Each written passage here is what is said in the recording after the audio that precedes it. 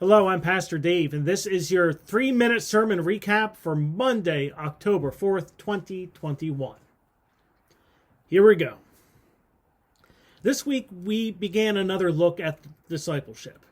The last time we looked at discipleship, we were looking heavily at crawling to the Father, walking with the Son, and running with the Holy Spirit.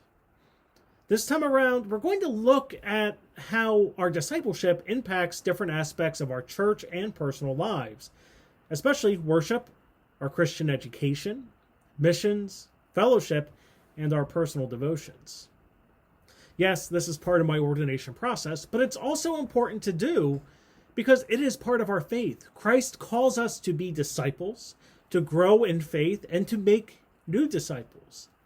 As such, from time to time, we need to ask, how are we growing as disciples and making new disciples? When we look at our discipleship impacting worship, we need to remember that worship is an action verb. Looking throughout the scriptures, we will see that worship is an action. It's something you do. It's not a noun. However, we must also be realistic. When we are young in the faith, we are more passive, especially when it comes to worship. Think of our children. We would not expect our children to be very active in worship all the time. And in the same light, we wouldn't expect someone brand new to the faith or exploring the faith to be overly active.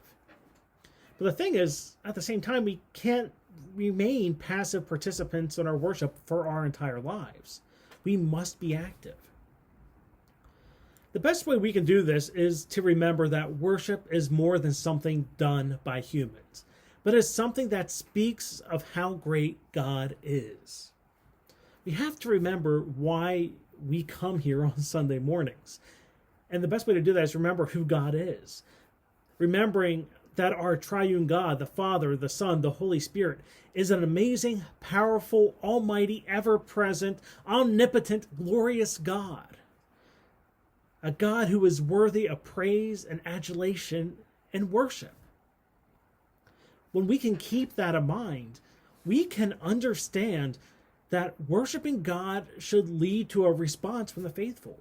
We should want to worship, want to be active in our singing, in our praying, in our attention and attentiveness in worship.